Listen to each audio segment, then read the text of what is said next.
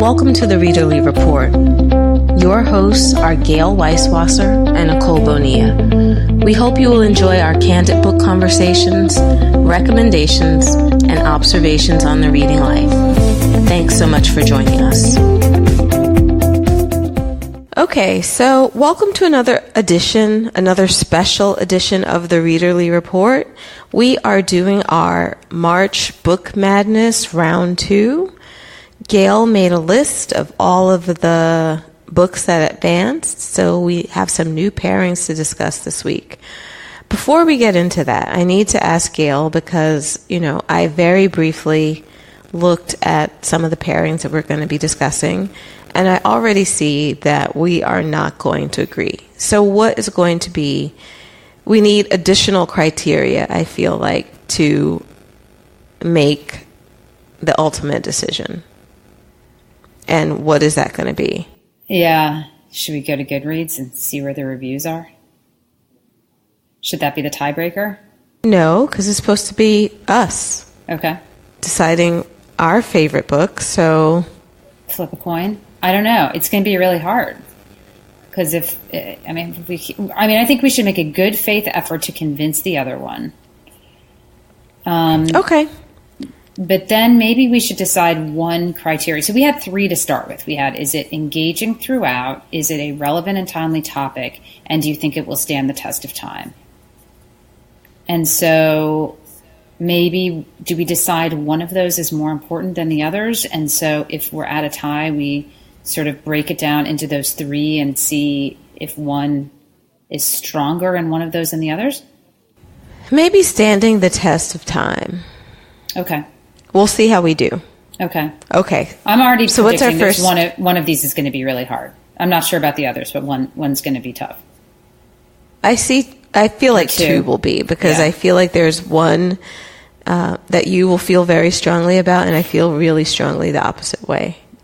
Okay. Well, let's get into it and see. Hopefully you and I have not broken up by the time this episode is over. This might be the last episode of the Readerly Report. Final episode of the Readerly Report. I think in the end, I would concede rather than lose our friendship. How's that? Okay. All right.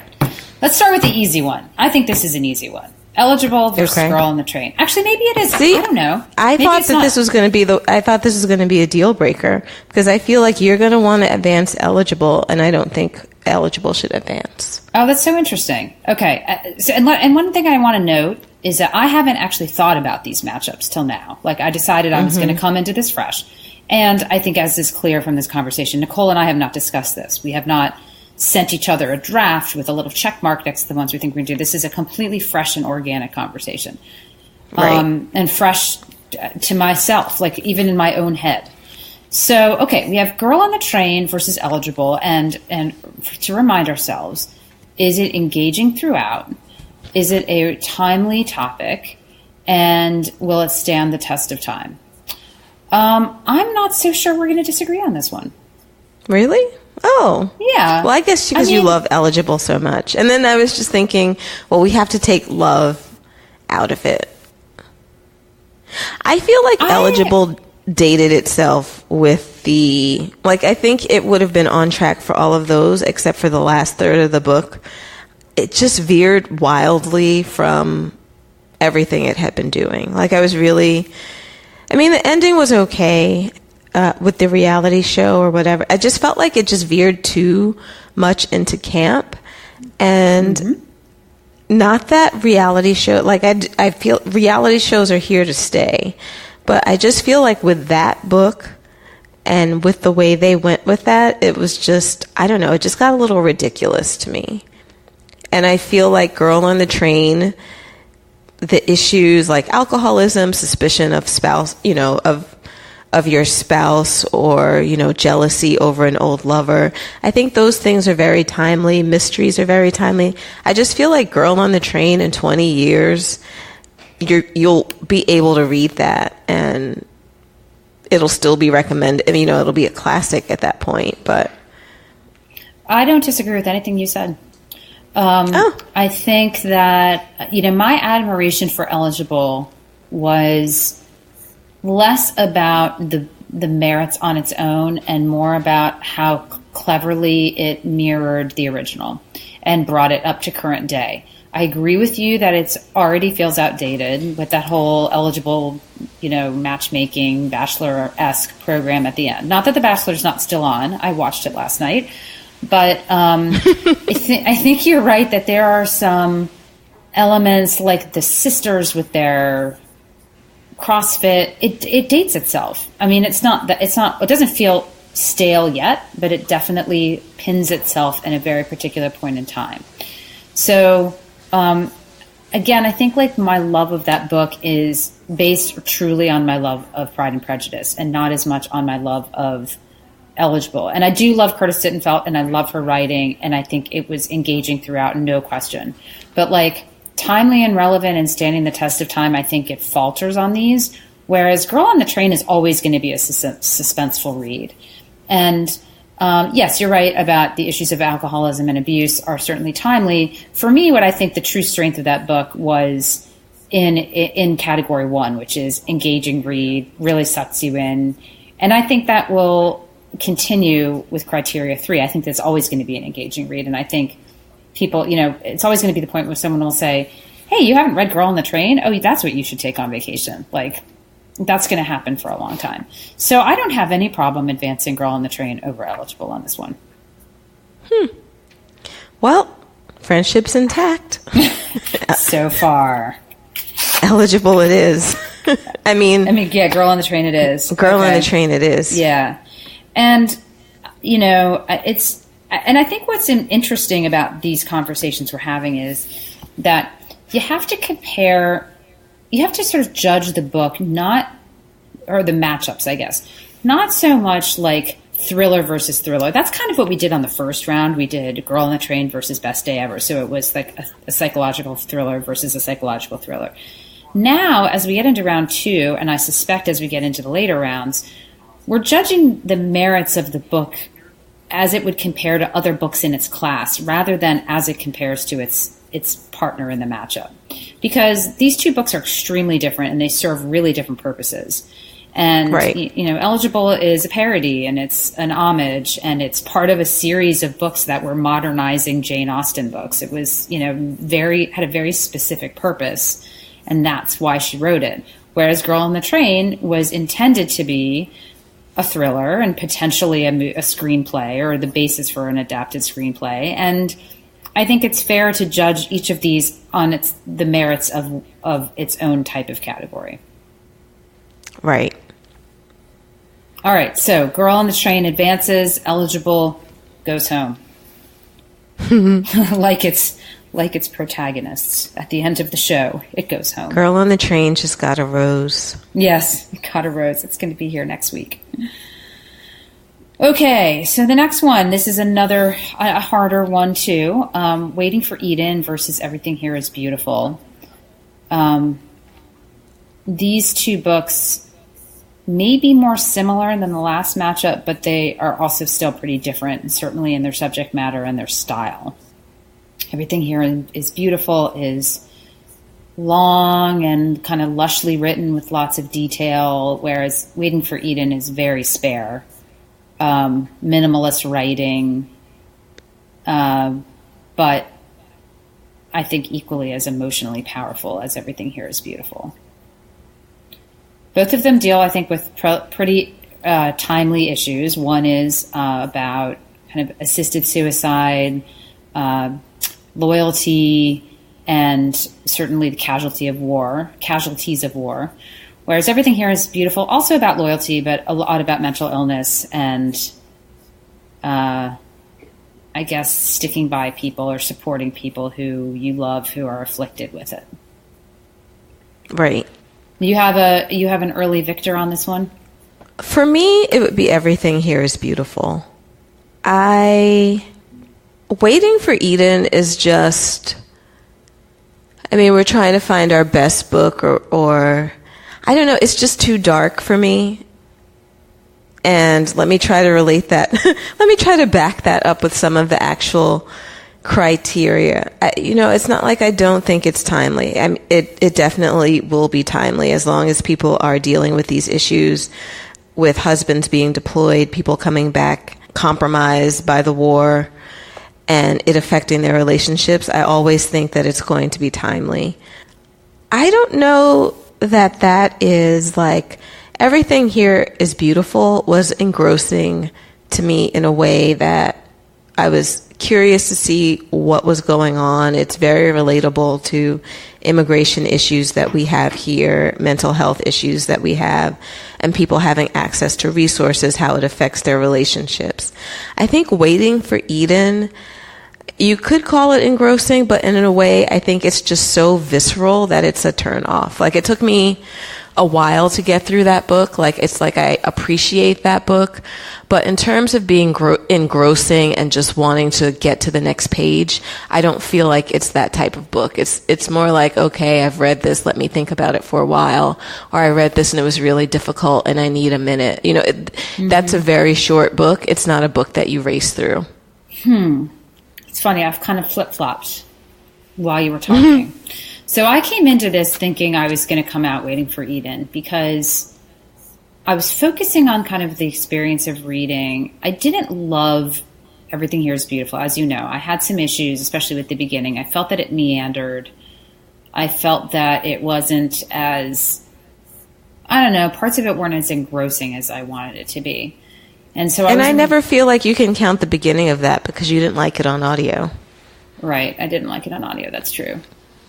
But as you're reminding me of Waiting for Eden, it also was not a terribly, I don't want to say positive. As a reading experience, it was, like you said, it's very difficult. And there were some parts to it where I felt a little disjointed from it or disconnected. Like some of the parts where Eden is kind of hallucinating and imagining things. I think I would still give the edge here to Waiting for Eden because I feel like it's certainly category number 2 about timely and relevant. And I think when you think about sort of military or war or soldier fiction, I think this ranks really high up there. And I think that you could pick this up in 20 years and still get a good sense of, what was it like in that conflict and what was it like to come home from that conflict. So I feel like the timely and relevant part is really strong for this. And I think also standing the test of time, I think Waiting for Eden would stand the test of time more than Everything Here is Beautiful. But I don't feel so strongly about this that I couldn't be convinced or that I would be, I think I'd be okay with moving Everything Here is Beautiful forward. I don't know. We definitely need our tiebreaker. Like we need a ringer to bring in when we can't decide. Like a parent, who's going to come in and just be like, okay, here's what you do. Right. Is there? All right. Which of these do you see? Could you see one of these being assigned for a college course? Could you see one of these being made into a movie? Could you see? I don't know.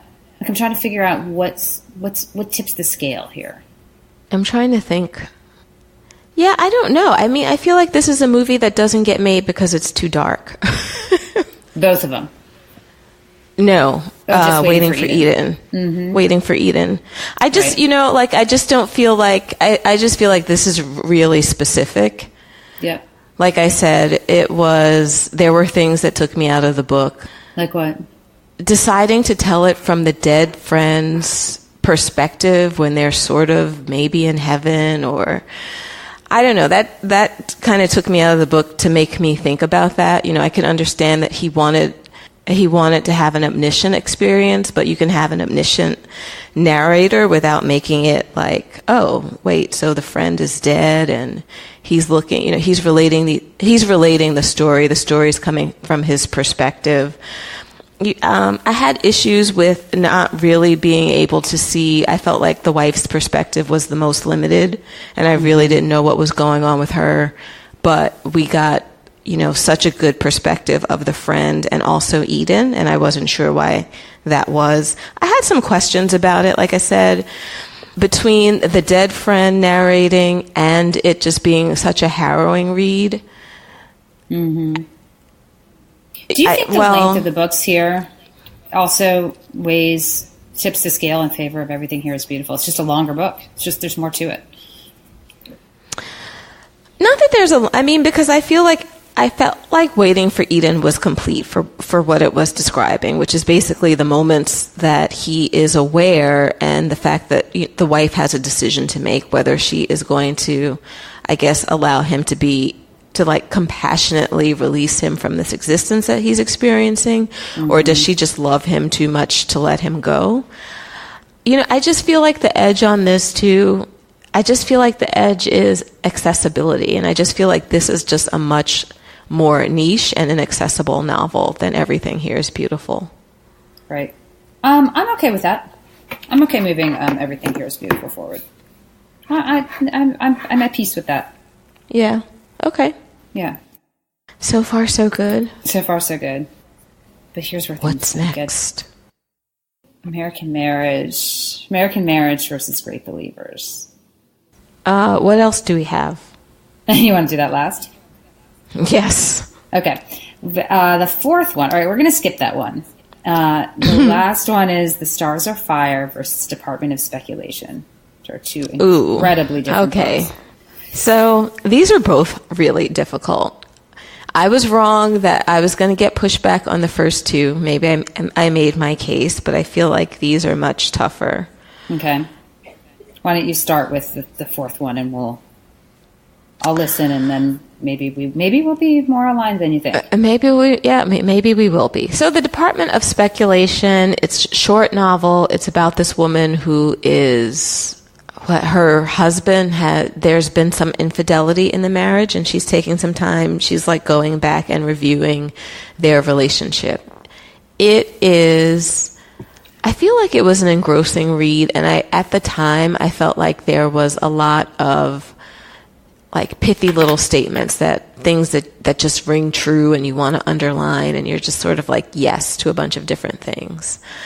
The Stars Are Fire is just, because of the nature of it and because I've read it more recently, I think also with some of these books that we're talking about, is trying to recall them and not suffering from recency bias, which I feel like we do a lot. Like the book that you've read most recently is the one that really sticks out.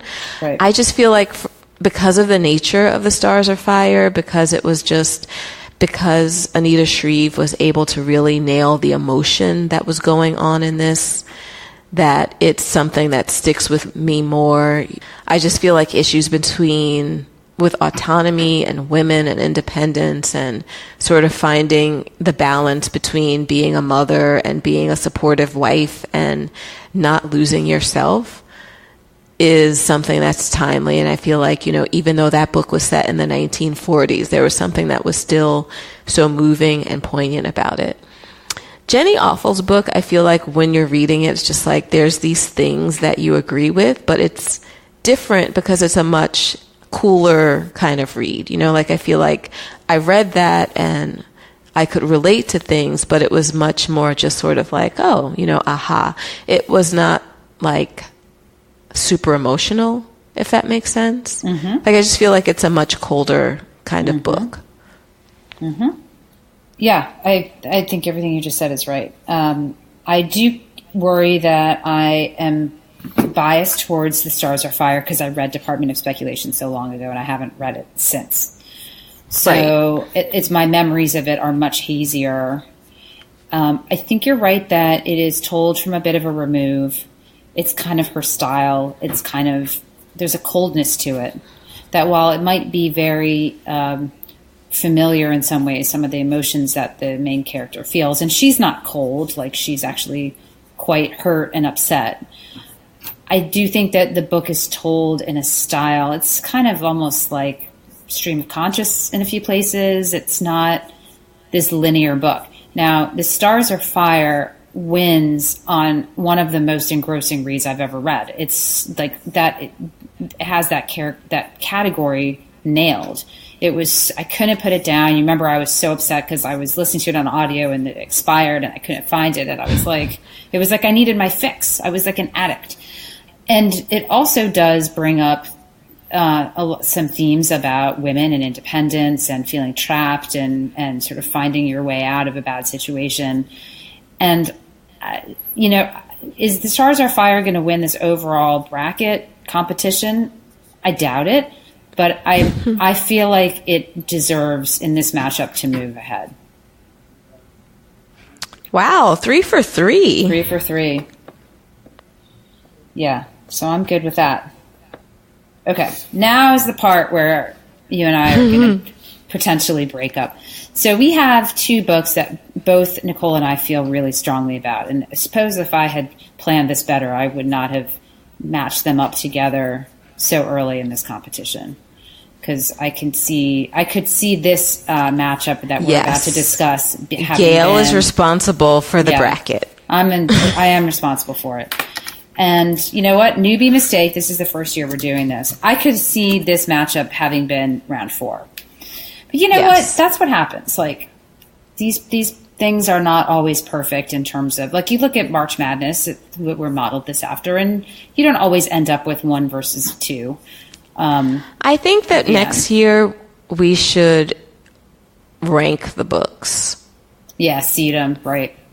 Seed them. Yeah. Like what's most likely to win, because these would be 2 very highly seeded books that I suspect would have knocked a lot of other ones off along everything the way. Else out, and this would have been our ultimate conversation. Yeah. So, note to self. Well, note to self, right. Hindsight's 2020. So, okay, so we have 2 excellent books here, and you and I feel extremely strongly about both of those books. And so I think what it's going to come down to is not the engrossing nature of the book, or even necessarily the will it stand the test of time? Because they're both evenly matched. Feel they will. Yeah. So then what it comes down to is, do you pick the book with a kind of, I'm going to say an agenda, but that has a real statement about society, versus a book that is more epic and more of like a sweeping examination of something that happened 25 years ago? No, I think they're both statements about society, though. I mean, I think Rebecca Makkai, one of the points that she was making with this is that HIV, it's still there and it's still affecting people. We don't hear about it. It seems like, once people came up with a cocktail of drugs or whatever that it seemed like it could be manageable, it sort of disappeared and didn't get the attention that it deserved. And I think part of the reason in writing this was calling attention to the fact that, that this isn't finished. Mm-hmm. I don't know. I think in terms of making a statement and just both books being, dealing with sweeping issues, but doing it from such a humane perspective that it's just about the people in it, they're both evenly matched there. I don't know. As much as I love American Marriage, I just feel like, and I feel like the complex nature of, I almost want to give it to The Great Believers for the complex nature, and I'm not committing to that. I'm just sort of talking out loud right now. But there is, it's like we're making these hard choices, and it really comes down to like, what is a simple, poignant, really punching novel? And I feel like The Great Believers, like you said, it does have that sweeping epic feel. It's more moving parts. It's just more complex, more characters that you're dealing with, more issues in a sense. I don't know if that's a reason. These books are evenly matched and we're going to have to make a decision somehow. So that's sort of what my thought process is right now, and why I'm sort of leaning a little bit towards The Great Believers, but I'd like to hear what you have to say. Yeah, I mean, I think I feel really similarly. Like, they're evenly matched on so many of these, and I do think with The Great Believers, it's the epic sweeping, the kind of tying in of so many characters, the switching back and forth in time, the threads that she picks up in the Yale sections that get sort of touched on when you get to Paris. There's a complexity to it. There's some research to it. There's just a broader cast of characters than American Marriage, which almost has like a fable feel to it because it is so simple. You really only have 3 main characters, and then you've got a few other people that come in and out, but it is a simpler told tale. So I just feel like it comes down to, if I was on a desert island and I wasn't going to be rescued for a year, which of these books would I want to read? Which would I want to have with me? And it would be The Great Believers, because I feel like it's more layered and I could read it more times. Yeah. Well, here's another question. Maybe the desert island should be our tiebreaker. Desert Island, that's interesting. Although I wonder if that will always just go to the longer book. With American Marriage, like, do you feel like if I called you up in 4 years and said to you, okay, quick, American Marriage, do you remember what that was about? Versus, hey, what was Great Believers about? Or describe it, or give me some. Do you feel like which one could you conjure up more quickly? Probably American Marriage. Yeah, same. That's why I'm like flip-flopping a little bit. Because I was kind of thinking Great Believers, and then I was thinking American Marriage. I think I think when it comes down to it, I would give a narrow edge to Great Believers, and it's for what we just talked about, which is just the multi-layered element of it. Like if we're crowning a winner throughout this whole thing, that feels to me to be something to look at, which is just the complexity of the writing structure, the story structure, and I feel like on that alone. If that's the only reason, I think that gives it kind of noses it above American Marriage. And I'm saying this to you. Have we just made the most boring competition in the world? If Probably. we advance The Great Believers, then that's against The Stars Are Fire. Hey, Everything here is beautiful, and The Girl on the Train. We can still talk about them. I admit that I may have screwed the pooch here. I may have made the pairings in haste. We didn't know what we were doing. But we can still have conversations about the other ones. They're just going to be really short. Yeah, and we'll attach them to our other shows. They won't be standalones. Yeah. Okay. Yeah. I don't know. Okay, so we both think in 4 years that An American Marriage would be more memorable. It would be the storyline that we would be able to tell. It might have slightly more heart. Great Believers or American Marriage? American Marriage. I mean, I really felt for Yale and Fiona. I think that there's something about the intimacy of an American Marriage that just gives it that extra oomph. I do think, though, like the layers, the complexity, like if I had to choose, if I only had one book and I was going to be someplace for a very long time, I would probably take The Great Believers, like I said, because I feel like I could read it several times and there would be things going on with different characters and there would be much more to unpack. Mm-hmm. Like you said, American Marriage it's a very poignant story. It's so well told. It's intimate. Like, I believe I'm there with these people, and each time it alternates through 3 perspectives, and whatever perspective I was in, I was just rooting for that person and felt like they were right. And then in the very next breath, the very next chapter, it would be like, oh no, but this person is just so right. Like I feel them. Right, and it's hard to discount that. That is a hard thing to do. Like we've talked about on the show, like you said many times, is that you feel sympathy for everyone in that book. I don't know. So now I've talked to myself the other way because I did not feel like that with The Great Believers. I mean, I was very interested in that story. I don't know. These books are just both, I feel like, masterful works that the author was at the top of their game. They're talking about really relevant topics, and maybe we do a coin toss. I think I'm okay with... Do you feel really strongly for the great believers, or how are you feeling? I mean, it's really close. It's really, really close. I think in the end I'd give it to that, but again, I'd be fine with the other outcome. You want me to flip a coin? So would I. Okay. You want me to? So heads, grape. Yeah. All right. I think that this is evenly matched, and we will have to put an asterisk on the bracket to say that we just went into double overtime, sudden death, right? Determined by coin flip. Okay, you ready? I'm going to do it. Okay, so what did you say? Heads is what? Great believers. All right, hold on. The winner is tails. American Marriage moves on with a coin toss win. Now let me ask you, now that I've done that, are you okay with that?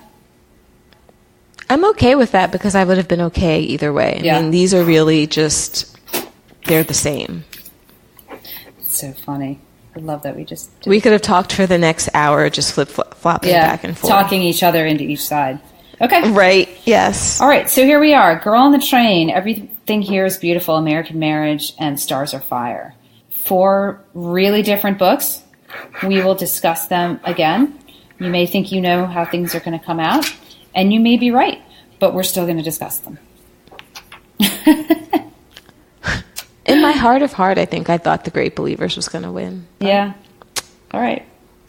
Okay, well, if you're listening to this episode, do you think we got it right? And you've read these books. And you've read these books. Did we get it right? And even if you haven't read these books, did we get it right? Go to the Readerly Report Facebook page or Readerly Report Readers Facebook group and let us know what you think. Tell us if we were crazy or if you agreed with where we came out. As Nicole mentioned, we will, in the next 2 regularly scheduled podcasts, we will finish off rounds 3 and 4, which will take a lot less time than this one did. All right, until then, happy reading. We hope you've enjoyed this episode of The Readerly Report. You can find all of our shows on iTunes or at thereaderlyreport.com. Please join our Facebook group, Readerly Report Readers, where you can talk to other listeners about their reading life. You can also find Nicole at NicoleBonilla.com and me, Gail, at EverydayIWriteTheBookBlog.com. Finally, we'd love it if you left us a review on iTunes and told your book-loving friends about us.